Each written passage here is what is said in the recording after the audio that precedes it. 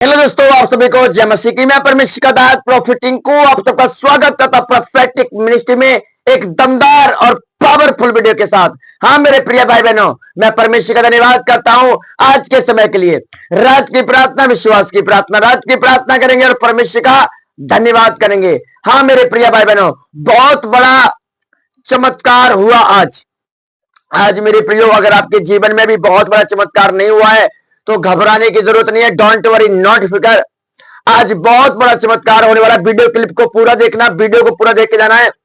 आज आपकी जिंदगी में अगर चमत्कार नहीं हुआ है तो आज होने वाला है मेरे प्रियो। आज बहुत सारे लोग जो ऐसे जो दुखिया, परेशान, लाचार है, फुटपाथ पर यतीम है, अनाथ है, बोझ में, सफर में, रोगों में, चिंता में, क्लेश में, बीमारी में, पीड़ा में है, सफर में है, पर कोई चमत्कार उनकी जिंदगी में नहीं हो रहा है। कोई मिरेकल उनकी जिंदगी में नहीं हो रहे हैं। कोई बरकत उनकी लाइफ में नहीं आ रही है। कोई शिक्षक उनकी लाइफ में अच्छी शिक्षा देने वाला नहीं है, अच्छी नॉलेज देने वाला नहीं है। उनको कोई अच्छी तरह से रिपेयर करने वाला होता है, एक रिपेयर करने वाला व्यक्ति, उनको वचन के साथ कोई रिपेयर करने वाला नहीं मिल रहा है जो उनको तैयार कर सके, प्रिपेयर कर सके। एक होता है रिपेयर और एक होता है प्रिपेयर, मतलब आत्मा में तैयारी।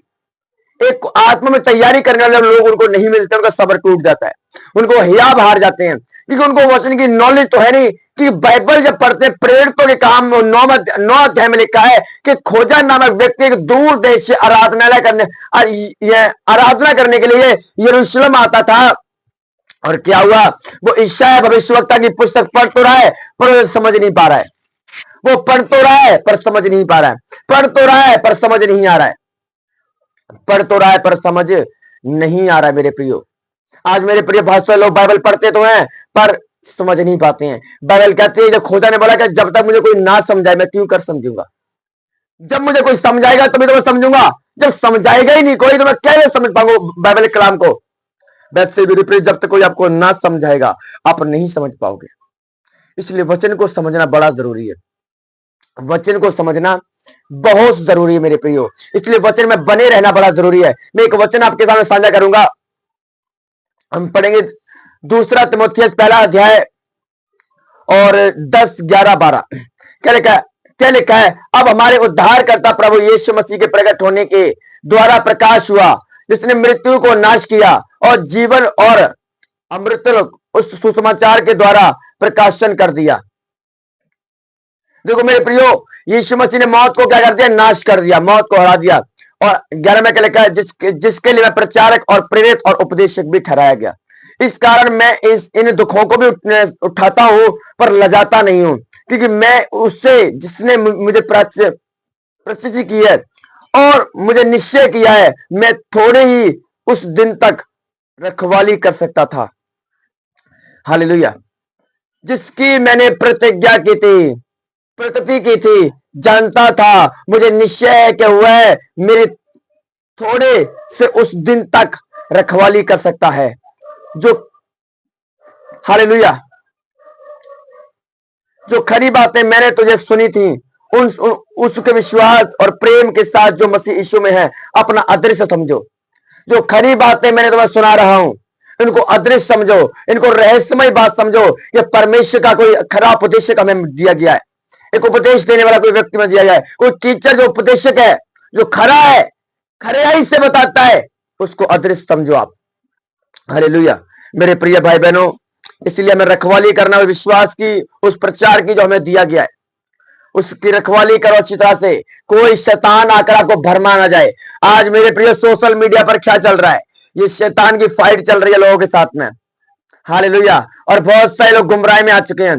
कुछ लोग तो ऐसे मूर्ख पड़े हुए हैं जो भाई साहब वचन से बात ही नहीं करते हैं, बाइबल से बात ही नहीं करते हैं। पर बाइबल क्या कहती है? यूहन्ना की पुस्तक में लिखा है, अगर तुम्हारे पास कोई आ रहा है और अगर इस सुसमाचार से बात ना करे वो समझो वो शैतान की ओर से है, वो प्रचार मेरा नहीं है। कुछ मूर्ख ऐसे लोग हैं यूट्यूब के ऊपर जो भाई साहब वचन से 1% बात नहीं करते। वचन की अगर बात करो ना तो वचन के शब्द निकालते हैं, उनका मुंह भाई साहब, उनके शब्द इधर भागते हैं, बोल ही नहीं पाते हैं, पता ही नहीं वचन के बारे में कुछ भी। भाई साहब इसके ओ दास ऐसा है, वो दास ऐसा है, उधर नहीं जाना है, वो ऐसा ऐसा है। अरे औरत को ये नहीं करना चाहिए। बेवकूफो, क्या औरत को नहीं करना चाहिए? पहला मैसेज भी औरत ने दिया है। प्रचार पहला किसने किया है? औरत ने किया है। कहां बुद्धि चली गई तुम्हारी? लग रहा है इनकी बुद्धि पर डेवल आकर बैठ गया है।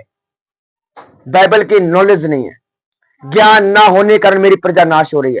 आज आपको ज्ञान को लेने की जरूरत है। बाइबल का आज एक वीडियो मेरे सामने आया, यूट्यूबर वो बोला कि लेडीज को प्रचार करने की जरूरत नहीं है, लेडीज पास्टर बनने की जरूरत नहीं है। योएल 2 अध्याय पढ़ के देख लेना क्या लिखा है।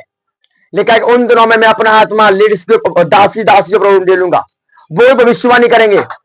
पहला मैसेज सुसमाचार किसने दिया?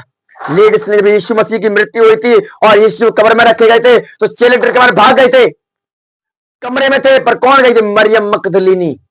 पहला मैसेज ही औरत ने दिया है। समझो इस बात के लिए। बाइबल की नॉलेज नहीं है तो कृपया अपने मुंह बंद रखो, बोलने की जरूरत नहीं है।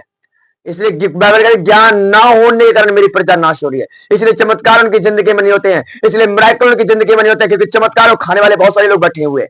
वो गलत उपदेश में फंस जाते हैं और गुमराह हो जाते हैं उन सब बातों में।